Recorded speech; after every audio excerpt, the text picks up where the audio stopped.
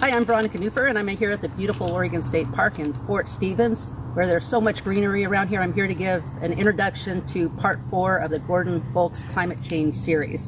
What is the real causes of climate change? That's what we're going to be talking about today. But here there's this beautiful greenery, and when I ride my bike, I'm breathing in oxygen, and then I'm breathing out carbon dioxide, which is what the plants need. So it's a beautiful circle of life. So we're going to be talking about the real causes of climate change. And last week's show, and even the week before, we talked about the fake science and the politicizing of the so-called man-made global warming. And the real causes is the outside source that affects all our planets, which is the solar patterns. But we'll be talking more about that today. So enjoy the show.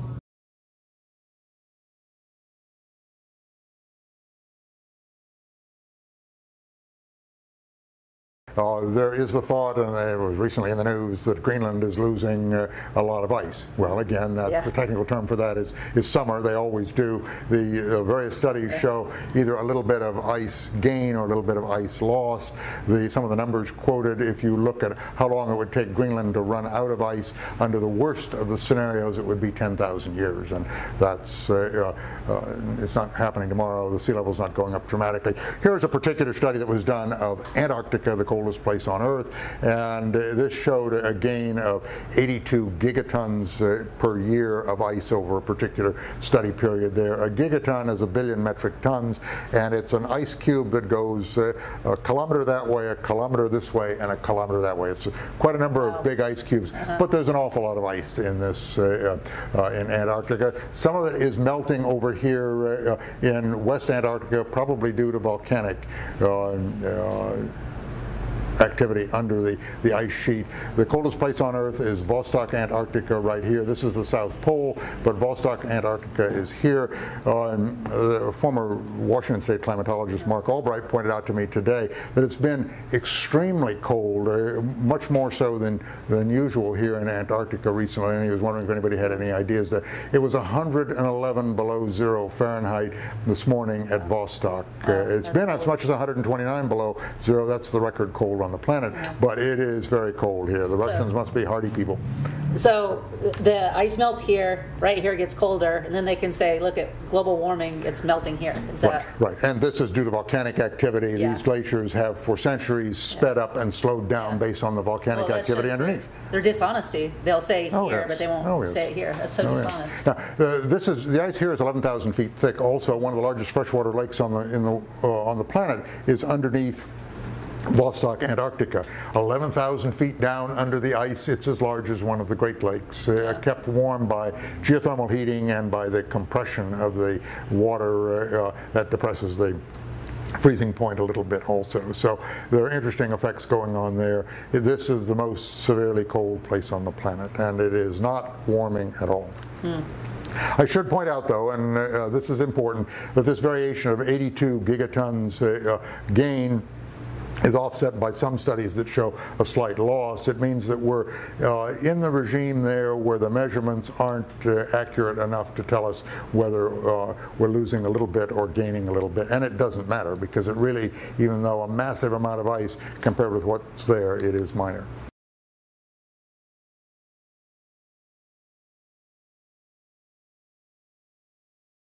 Okay, what about the real causes of climate change? We've talked a bit about El Niños and the ocean phenomena, but Jupiter plays a big part in that, and it's the largest planet in the solar system, more than twice as large as all of the other planets combined. So it tugs on the Earth's orbit a bit.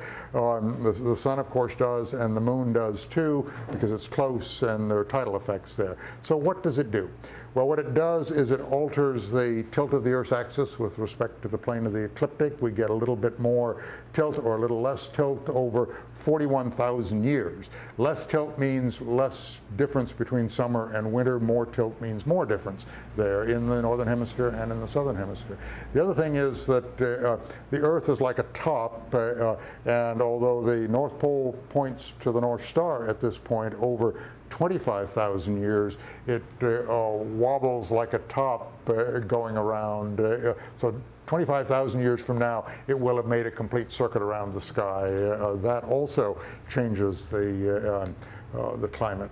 And then the other thing is the Earth's orbit becomes more eccentric or less eccentric, eccentricity meaning difference from circular. It's actually very circular. This is exaggerated, but we are closer to the Earth in the Earth is closer to the Sun in January than it is in July, and we get 80 watts per square meter more total solar irradiance as a consequence. We're simply closer to the Sun. We're at this point in the orbit, but we are warmest in the northern hemisphere summer when we are furthest away, when the sunlight is not as bright, and that's because of the planets, no,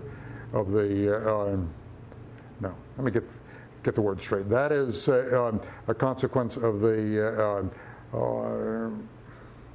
continents being mostly in the northern hemisphere rather than the southern hemisphere. Yeah. The continents have the ability to warm up and cool down quite readily, where the ocean does not. Yeah.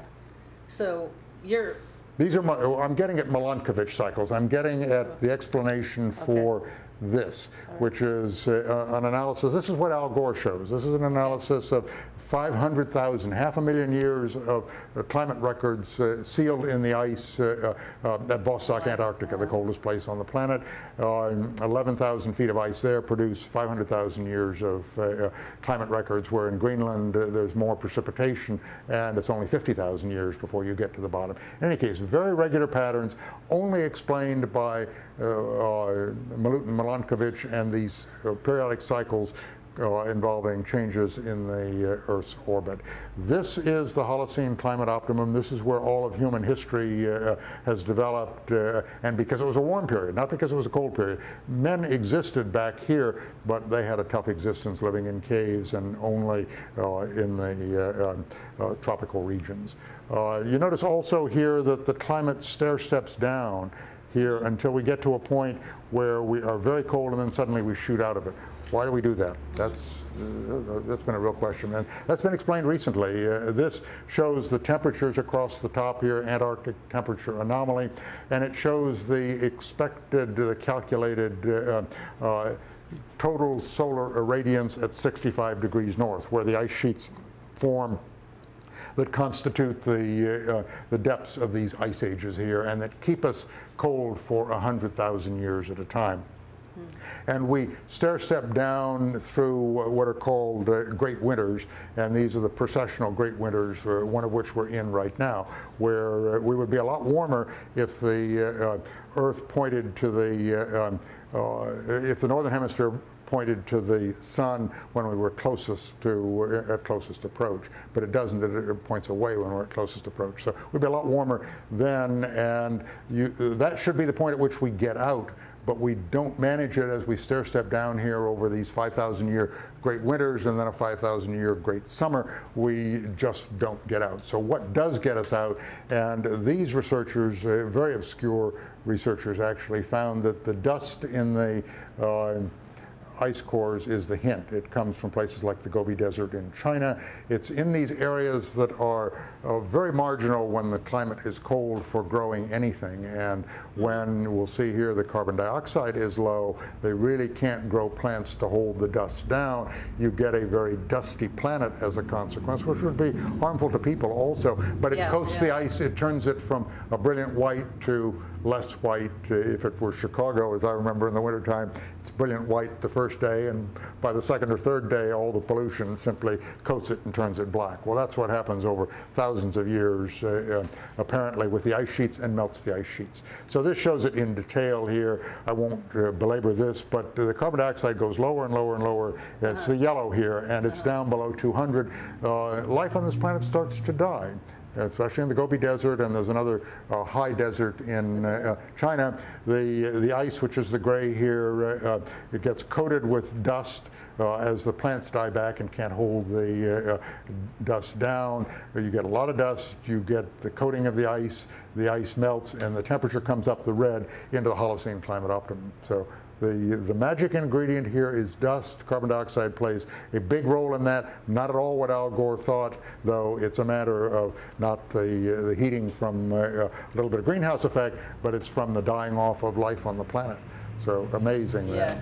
And what does this mean for the future?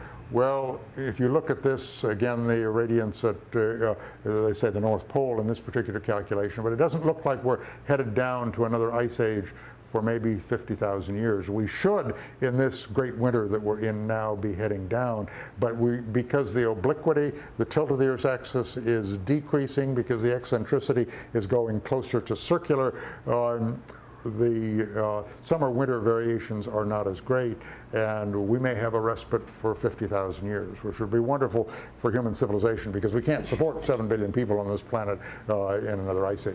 I mean, ice didn't come as far south as you are here. It didn't come as far south as I am in the Portland area. It did come and cover Puget Sound. That's where Puget Sound comes from.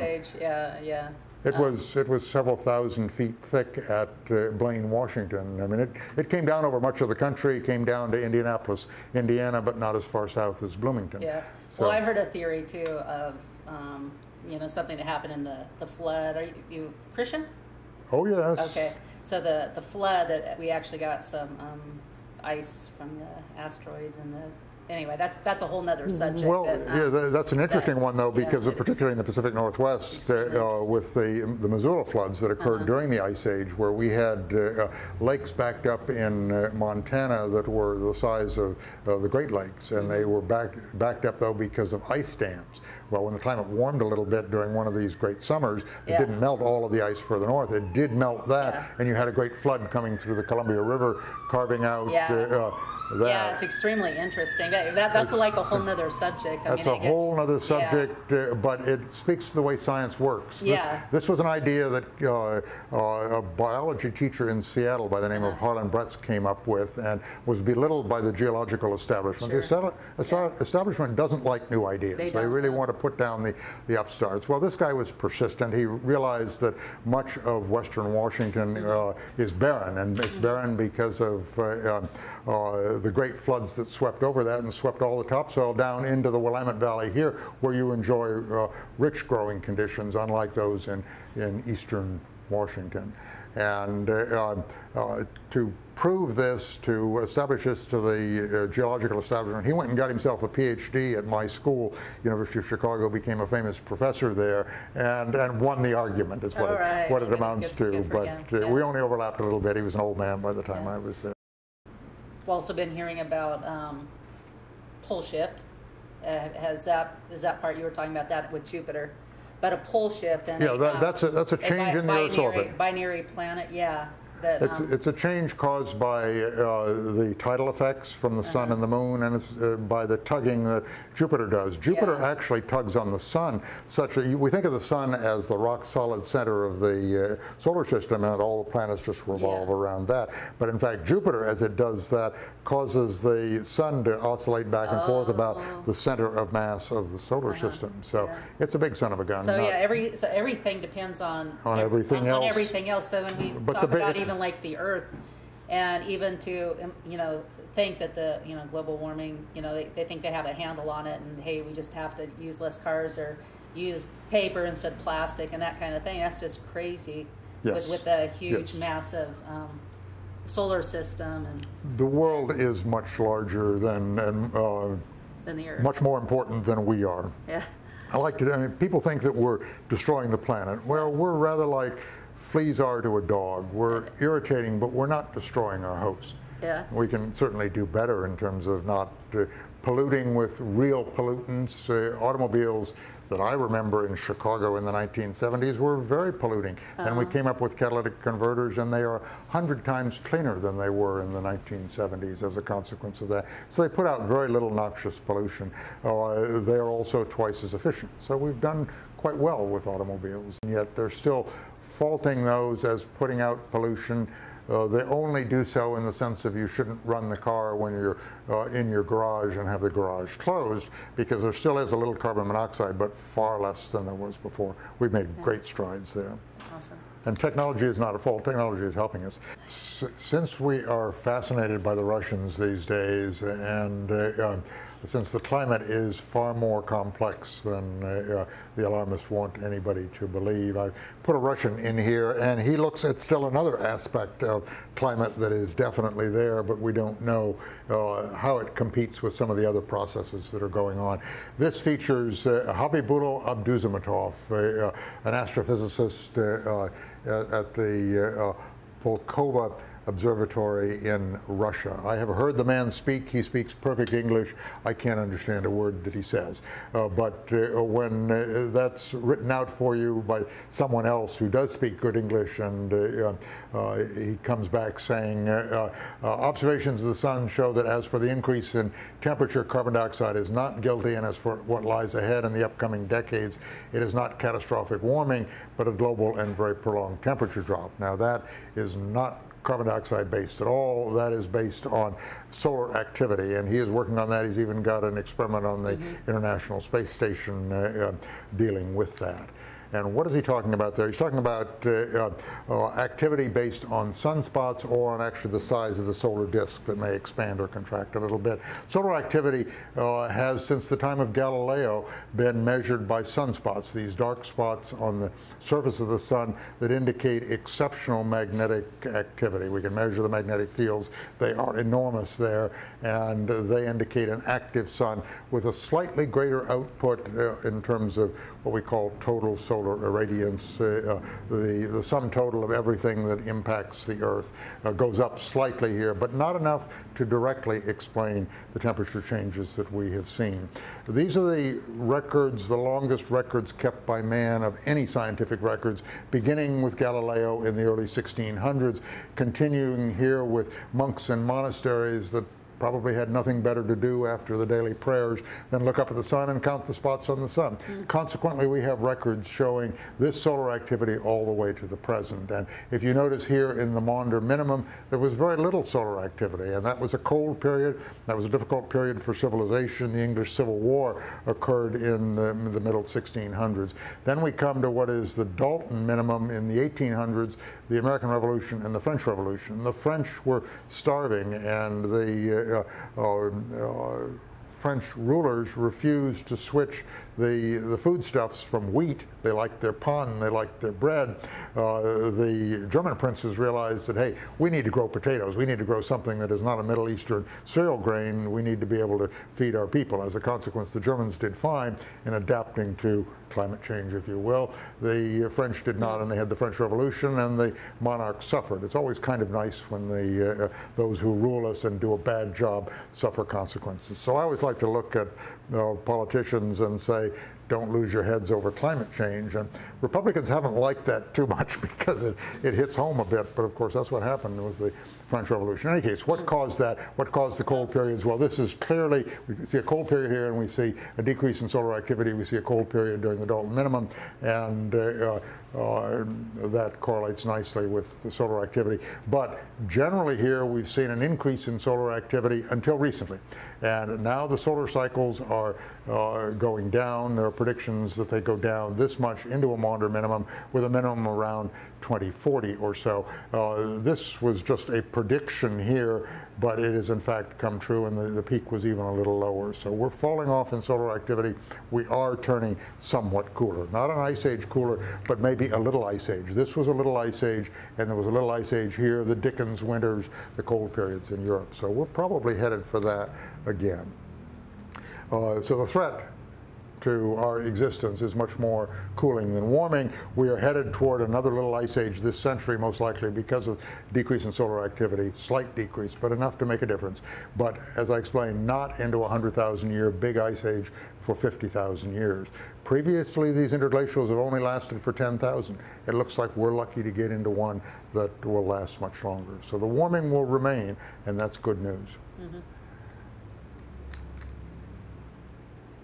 What about I don't know if you remember Michael Crichton, Jurassic Park, famous author, and Harvard MD, actually, very smart guy. And he liked science fiction, but unlike the science fiction that comes from Al Gore, he liked it tied very much to reality, and then he just exaggerated one thing, such as the ability to reproduce the dinosaurs in today's world. And then everything else follows from that. It was an amazing science fiction writer. Yeah. Died in 2008, the day Obama was elected president, wow, which is amazing. But his lecture at Caltech, Aliens Cause Global Warming, created quite a stir. It's magnificent. People should look that up. You can find it online. And he says, of course, any scientist can be charged as Galileo was charged. I just never thought I would see Scientific American in the role of Mother Church. Scientific American is one of the worst of the pseudo-journals in terms of promoting the global warming scare. Is this what science has become? I hope not. Personally, I don't worry about the nation, but I do worry about science. And I thought that was particularly poignant there. I suspect if Crichton had lived longer and seen the Obama era, he would worry about the nation also. But certainly science is in trouble, because look what we're teaching children. We're teaching children the climate hysteria. We're not teaching them the detailed science, some of which I've run through here, which is fascinating stuff, but they don't learn any of that because they're dealing with a denier, and a denier is supposed to be someone who denies the Holocaust, denies the science and whatever, but we're simply scientists. We're simply trying to do the best we can at understanding what is really going on out there. Not to please Republicans, not to please Democrats. We're not allies there. We are trying to please ourselves. We're trying to understand this as best we can. Yeah. One very famous meteorologist, perhaps the most famous meteorologist on the planet, someone actually who was in our group at the CO2 Coalition, was more succinct about it. The need to courageously resist hysteria is clear. And then for the end of my talk, I left the last comment to very much of a leftist, George Orwell. We live in Orwellian times. His 1984 is magnificent at pointing out the problems with the Soviet Union at the time. But he also understood, as only leftists do, the real shortcomings of the far left. And in this case, some ideas are so stupid that only intellectuals believe them. That's what we're into at this point. They believe them, I think, because it's convenient to believe them, because it supports their politics, because if we go back to H.L. Mencken, it allows them to rule. It allows them to tell us that we have to obey them because they're saving the planet, when in fact what they're doing is saving their own hides and remaking the planet in their image as Ocasio-Cortez wants to. Yeah. So that's the science. Now there's the politics. We could go on for another hour about that.